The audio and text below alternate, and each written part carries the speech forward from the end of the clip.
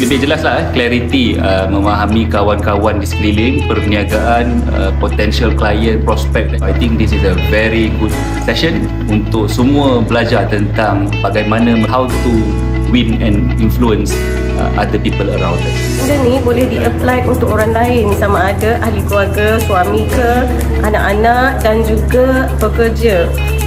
Dan untuk kita memahami customer kita sendiri. Saya sebenarnya sangat teruja dengan program hari ini because dia mengukuhkan lagi pandangan saya dan pandang saya bekerja dengan corporate. Bawaan diri kita berdasarkan kepada konten yang kita lalui. Kalau pekerja ni kan kita ada pelbagai jenis ragam masalah kan. Jadi daripada kelas hari ini saya dah boleh kenal pasti dah. Nak kata masalah pekerja ni bawa kepada solusi yang sepatutnya.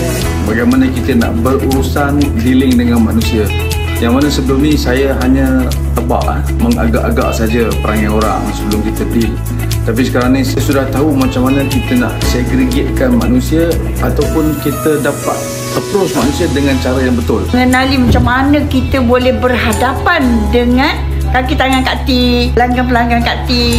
Kita lebih fikiran terbuka sentiasa. Memudahkan kita untuk memahami kita punya pasangan, pekerja dan pelanggan kita juga. Sangat baik dan sangat bagus untuk dipelajari. Dengan sistem asal begini, kita boleh mudahkan diri kita untuk mengenal pasti apakah kredibiliti yang customer kita lebih mudah untuk kita close. InsyaAllah amat berguna.